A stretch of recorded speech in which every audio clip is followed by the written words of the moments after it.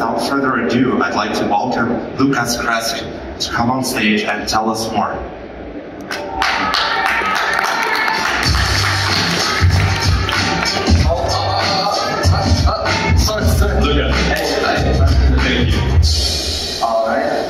Thank you so much. I welcome everybody who's here on the stage. I'll be talking a little bit about what I call the Great European ANYCAST Quest. Now, this might tell you a bit about me. I'm a big fan of fantasy. My name is Lukáše Krška. Unfortunately, they cannot pronounce the name, but it's a bit complicated.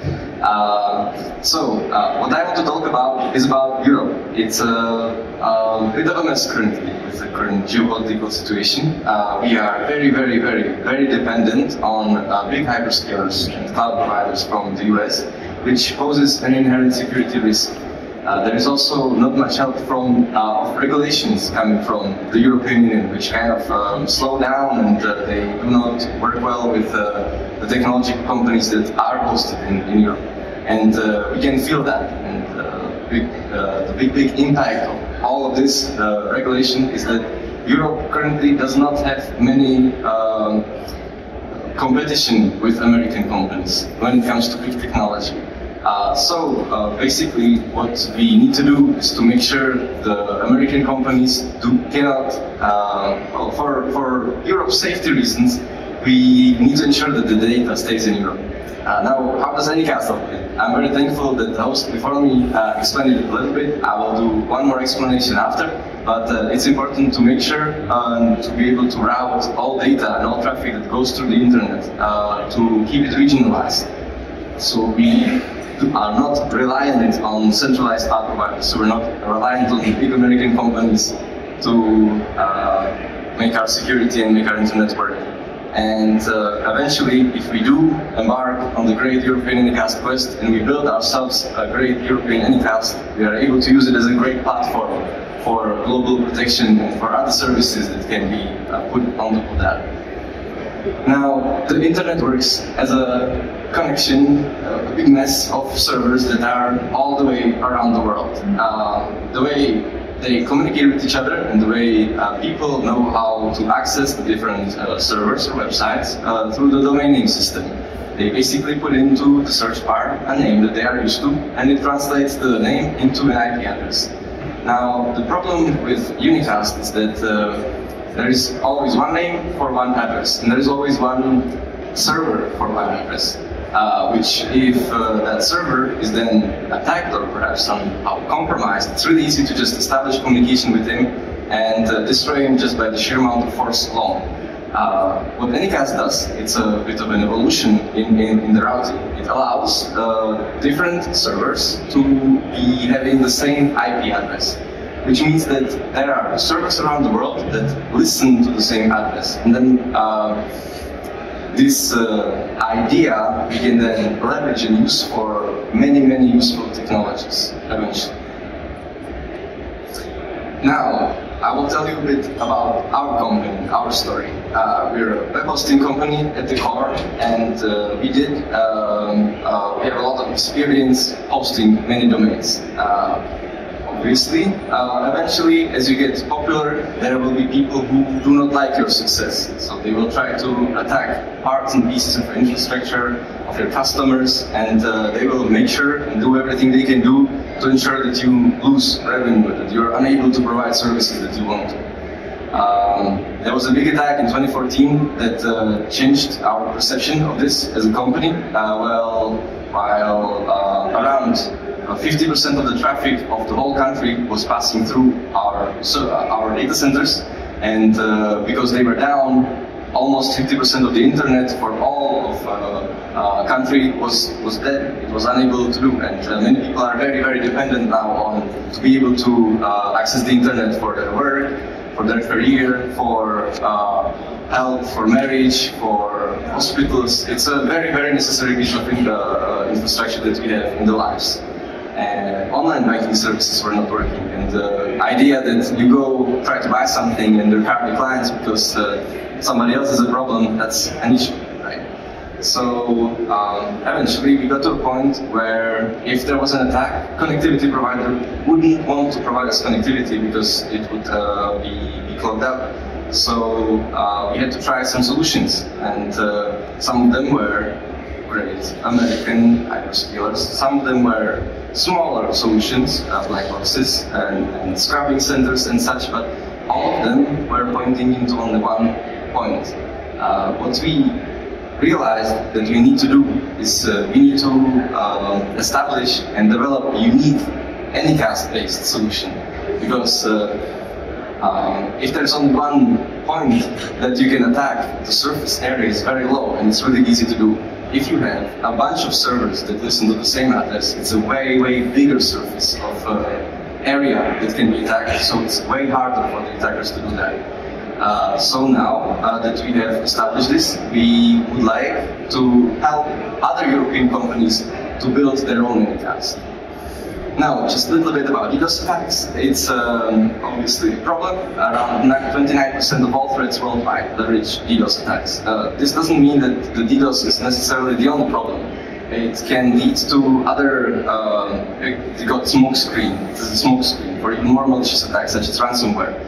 It's a problem because most of companies in Europe are not prepared to handle even a small attack. This is something that you can buy off a darknet for around $2 to $3. You can buy a botnet that will then allow you to overwhelm IP address by attacks and knock it down, which is a great problem for a company that runs on the internet. Think of an e-shop that is required to be running and to be accessible, to be able to sell services, to be able to exist. So for that, if the website doesn't work and if their servers don't work, they have great loss of revenue. The people cannot work in the company if they are connected to the internet, if they're working remotely. They cannot work, so they lose productivity, they damage the brand reputation. They see that the eShop is not working often, so it's a big problem. There's a loss of confidential data in the case of ransomware when it's all stolen, which is not good for the customers of the company, of course. And the more vulnerable a business seems to be, the easier it is to attack. And let's say some people are bullies and they like to exploit threats. So downtime, when the company is under a DOS attack, well, varies a lot regarding to how big the company is, but many, even big companies have very little to do with cybersecurity still. So I would say it's a big problem because unfortunately, most of the people only care about cybersecurity when it's already too late. And they seek solutions that work as a miracle cure after the damage already been done, which is not the case, and it doesn't need to be that. That's why the continuous story is not to offer a solution that only works at the end when something wrong has already happened. You need to have some sort of prevention and inline security that makes sure that the whole time the company is secure and it's doing stuff continuously. So now I will try to explain to you what's the problem with ANYCAST. Well, the problem is that the data from around the world will always have to travel to one server and nothing else. Which, well, it takes long because it's all still just physics, unfortunately, that the signal must travel some time. And also, since it's only one line, it can be congested very easily, as I was referring to earlier. For a single target, it's not a question of when, of if it gets destroyed, if it gets run over by traffic, by an attack. It's a matter of time.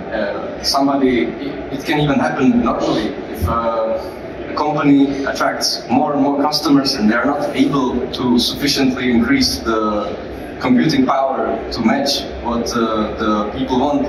Well, then it's also just gonna die and it's gonna incur loss of revenue, loss of money, loss of brand sharing, loss of availability.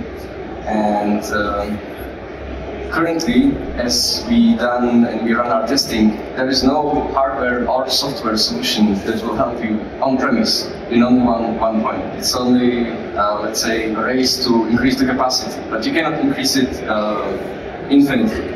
For example, there was a problem with a big hospital that used to get a lot of visitors on the website, but also a lot of attacks because there were people who did not, I guess, want to get good medical help.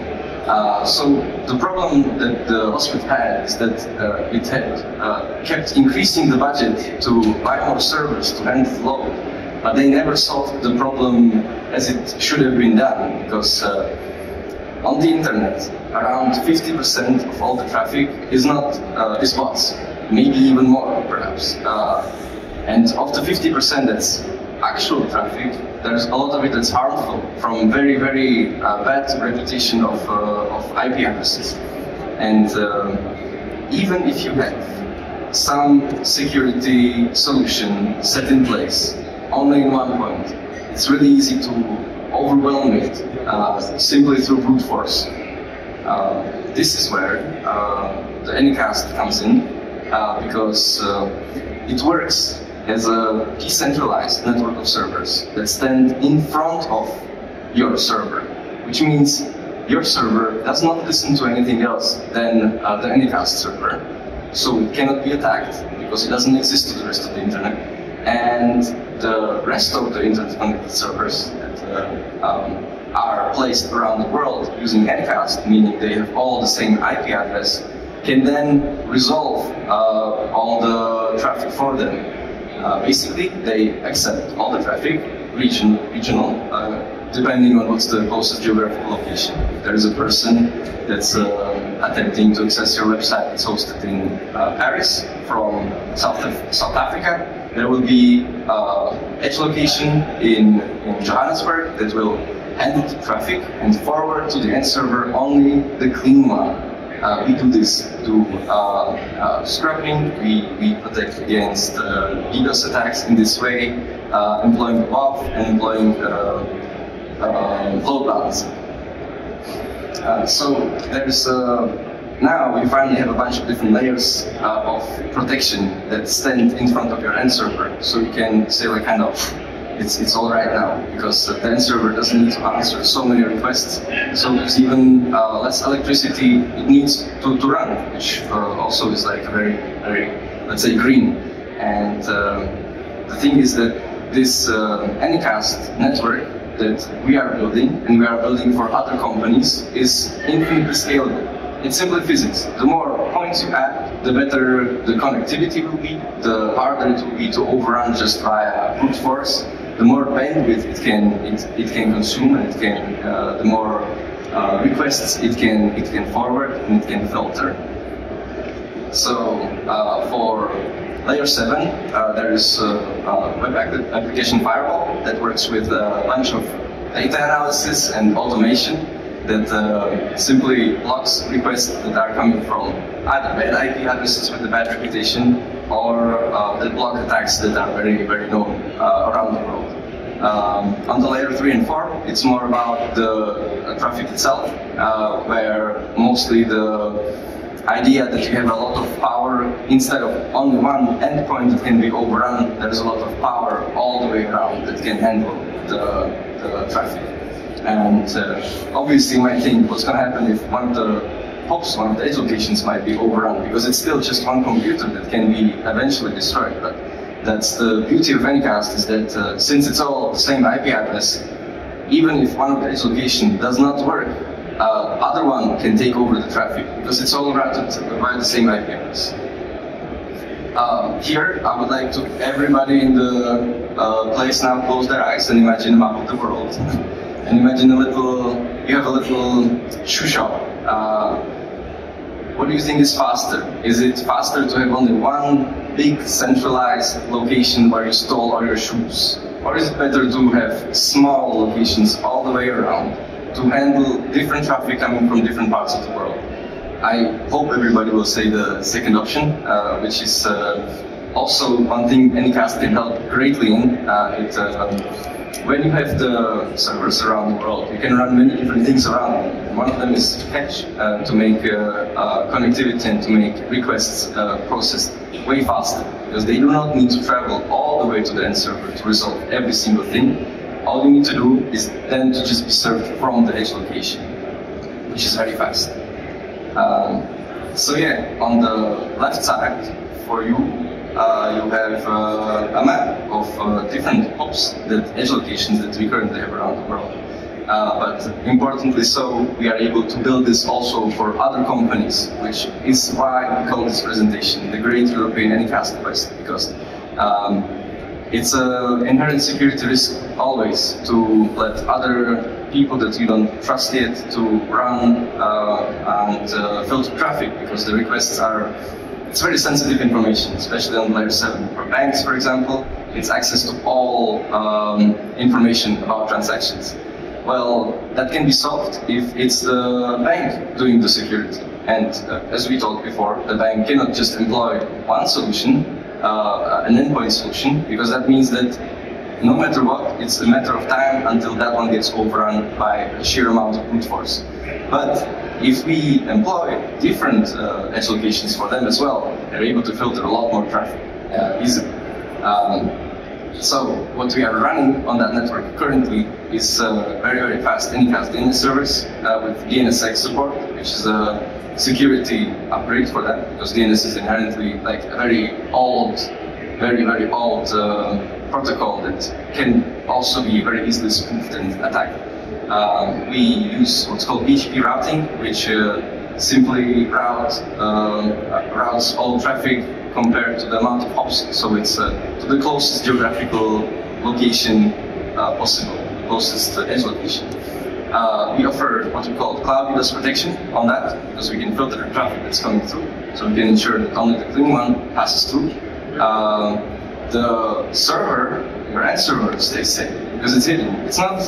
It's only answering queries to the edge locations, so it's not visible to the rest of the internet, which means that it's hidden. It's safe. You can filter traffic according to different rules. For example, if you are familiar with your website, you know that you regularly get visitors from France. It's not a problem because there can be tens of thousands of them per day. But if you suddenly get a spike of visitors from Dubai, it's a bit weird, right? It's not normal. So we have an automated system in place that can immediately limit the rates, put in captcha, and use different rule sets and different ideas to block possible attack. How can we do that? Well, it's also part of the ANYCAST, because if you are having only one endpoint, you do know from where the people are attending your website, coming to your website. But it's a bit hard. For example, you can be using VPN, but for us, it's really easy to protect against IP spoofing, for example, because we know exactly from which geographic location the traffic is coming from, because it will be resolved in the location that we have the edge point. And one of the cool things is also it works as an IPv4 to IPv6 proxy. In Europe, there is a talk that all the websites must be using IPv6, and there's possibly people that cannot do it. With Europe, there is one more thing. It's the NIS2 directive, which employs a lot of obligations for companies that are big and that have something to do with the internet. It's important for them to keep business continuity, and for them it will be very, very relevant that they must keep all data in Europe. They cannot afford to use other companies, other perhaps American companies, and have any sort of non-European company in the supply chain. So that is a big part of the NIS2 directive that is only solvable if there is somebody who offers the ability to run infrastructure that's on the scale of what currently only the American companies have. And the future is, let's say, very limitless, because once you already have the infrastructure in place, you can run a lot of different things on it. You can cache the DNS, you can run a DNS resolver on that according to each, let's say, each European country has their own rules on what sites must be blocked by the DNS. For example, in Czech Republic, you cannot access any betting sites that are from abroad. So this is something that can be done very easily, just with a click of a button in the administration. Protect emails, protect SMTP, protect other protocols, FTP, email. Use it as anti-ransomware, because usually there's a DOS attack first, acts as a smoke screen that can then lead to other problems of a company. And one big thing is Internet of Things. Also, it's inherently unsafe, because there's always, whenever you electrify and connect to the internet any part of your company, you come with the risk that that part is going to be attacked and taken away. So you must put some sort of cybersecurity measure in mind. So I'm here asking you to come protect EU with us. We can talk about this a bit more, and we can talk about security at the booth R2425. It's all the way there. Basically, just follow straight and then go to the right. I thank you a lot for your attention, and I will be there. Thank you.